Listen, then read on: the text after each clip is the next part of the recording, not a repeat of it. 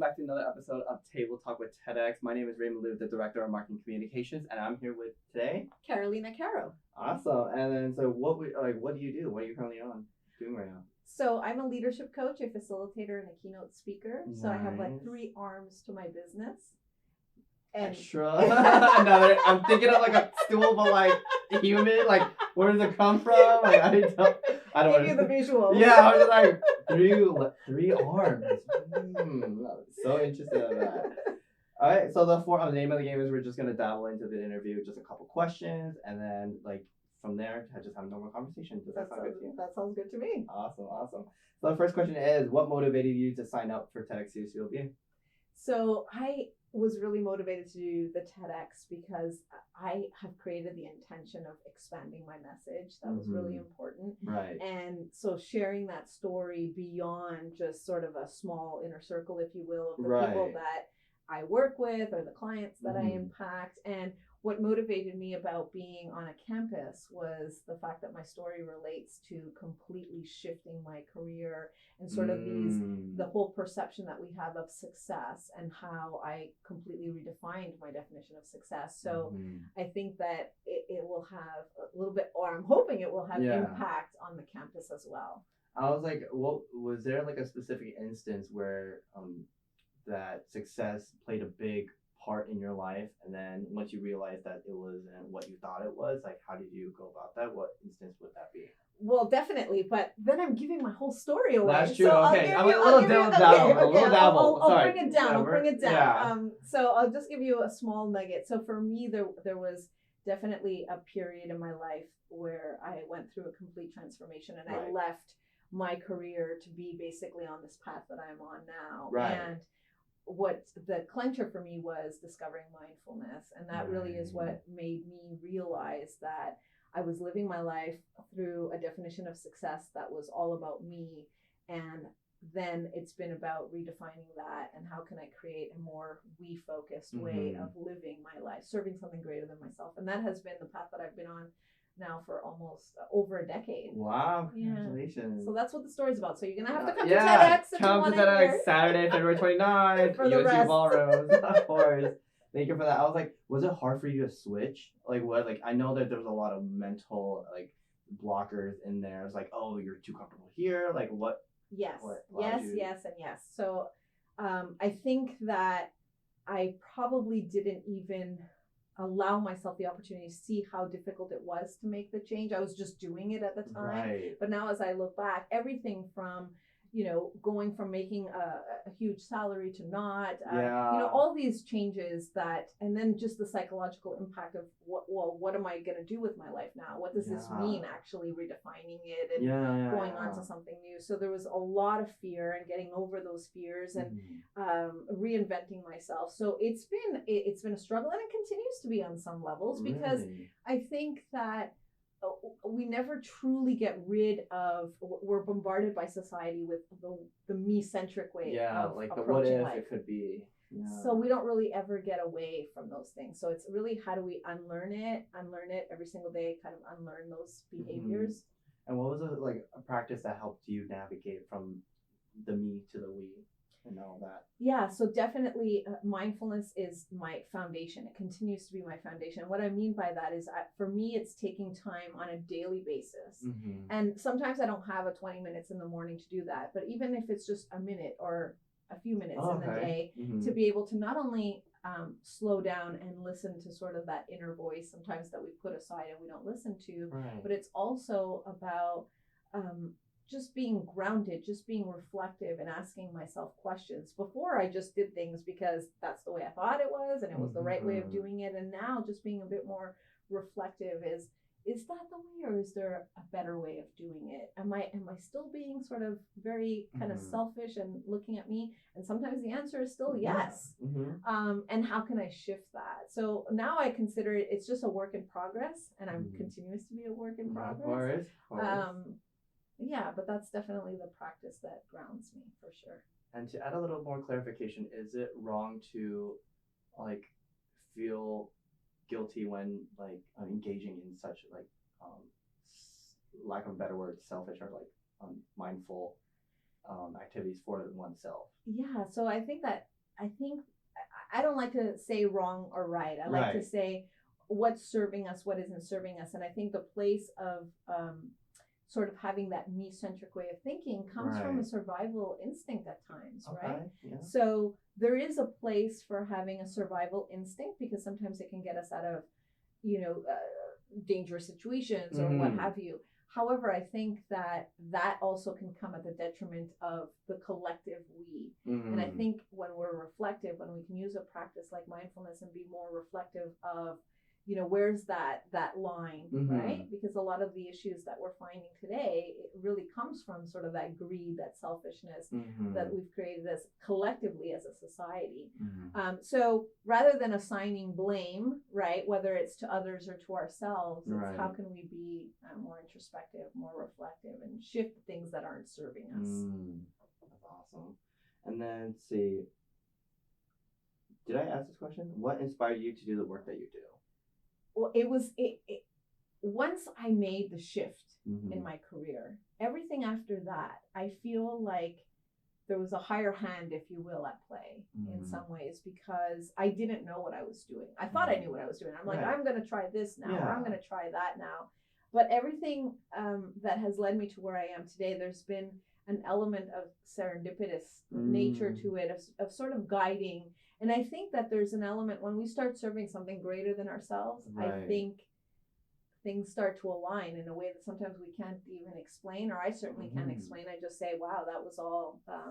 That just hit all the check marks. Yeah, I just sort of aligned. Yeah, alignment, that would be the word that I would use. Awesome. The next one is, what is one key takeaway that you would like our attendees to obtain for your TEDx presentation? I think the message is that I think we think that we have a lot of problems. Right. And we have a lot of symptoms of one common problem. And I think that common problem is the perception of separation that we have from one another, to our planet, and beyond. And I think if we approach everything with a we-focused way of thinking and being, which is easier said than done. I get that. Yes. I certainly get that. But that there is no problem that we can't solve. And it's a matter of how do we each individually start aligning with that. And for me, it's through mindfulness. For somebody else, it might be through another practice or another reflective exercise that they might do. But taking the time to reflect of whether we are just sort of serving ourselves to how can we serve something greater than ourselves. Because I think then when we're thinking like that, any problem, whether we're talking about the climate crisis that we're facing, the fact that we're so divisive right now in this country, there's so many issues, right? And all of it stems from the fact that if we could shift from sort of me thinking to we thinking, we can solve anything. This kind of proposes like a culture question, because I'm pretty sure you may hear that individualism, collectivism, it plays a huge part of how we like distinguish our mindsets. And what role do you think we are able to, or that individualism, collectivism play into one's mindset, and how can we deviate away from it? Yeah, that's a great question. And I think that certainly in our culture, we have been, and that's the thing I talk about in my talk, that we are trained to be me thinking. Yeah. And certainly that's ingrained in our culture. But I also talk about how physiologically we're actually wired to be all about connection and to collaborate. Yeah. I mean, our evolution depends on it. So I think whatever your practice is, for me, it happens to be mindfulness, but I'm not saying that that's like the holy grail. Right. You know, I think we each need to figure out what works for us, what is going to help us to be reflective and to have that shift in our lives, and go to something that grounds us in that to be able to shift. And yes, it's in our culture, but I think we are the people. We make up the culture. Exactly. Right? So if we shift, then our culture shifts with it. And I think it's happening. It's happening right now. We're in a shift in consciousness, and the younger generations are certainly teaching the older generations about being more conscious, being more collective, being more we-centric. Yeah. Wow. I didn't think about it like that. I was like, everyone keeps talking about the youth being so empowering, stuff like that, but in what ways? That's my question. How do you think does this apply? Like, how does the youth going to impact society in your context?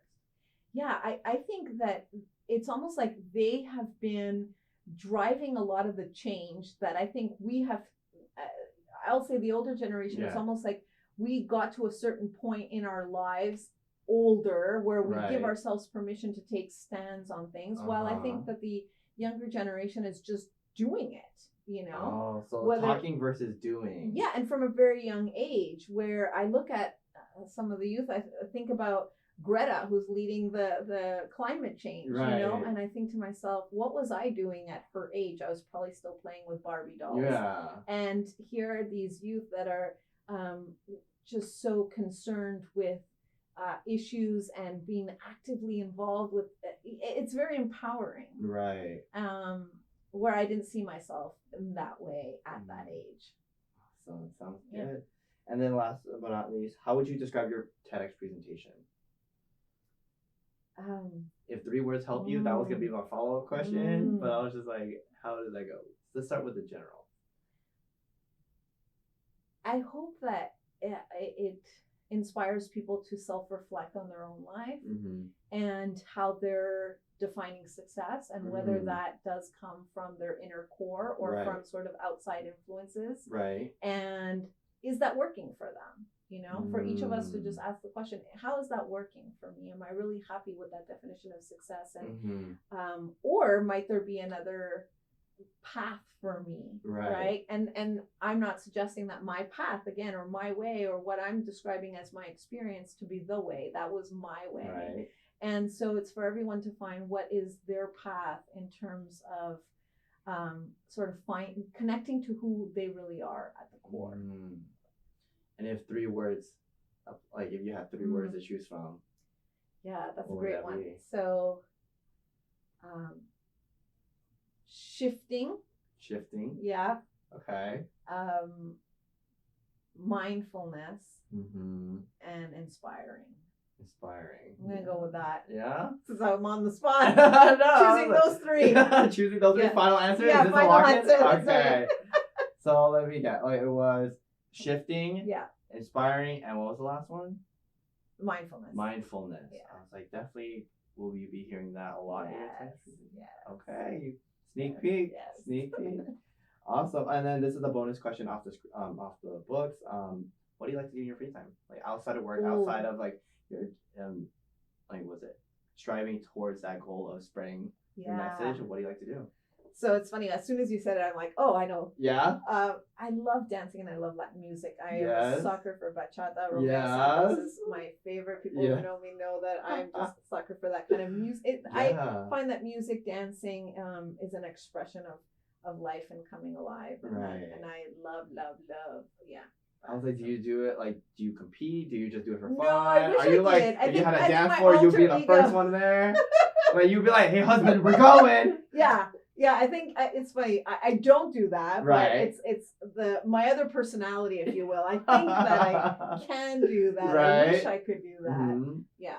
I was like, are you like? Is there any other form of dance that you're into besides Latin dancing? I know that's like it's like even though it's cultural, it can be so broad. Yeah. Like, you know, like so salsa, merengue, bachata, all of those. I really enjoy that. Absolutely. Do you have like a go-to like outfit for that? No, you know, like you know the red salsa dress, you know, everyone sees. I think, you know, I don't identify with that anymore. Maybe that was once upon a time, probably because I haven't been to a club in such a long time.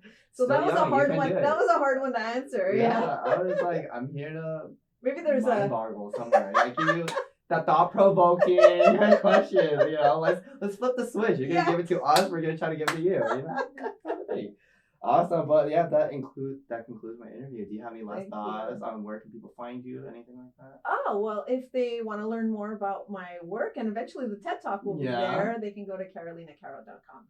How do you spell that? That's CaroLinaCaro.com. Yes, because you know people can't type, or like in audio, people can't hear correctly. Yeah, you know, like the whatever. Yeah, you know. But thank you for helping spelling that out.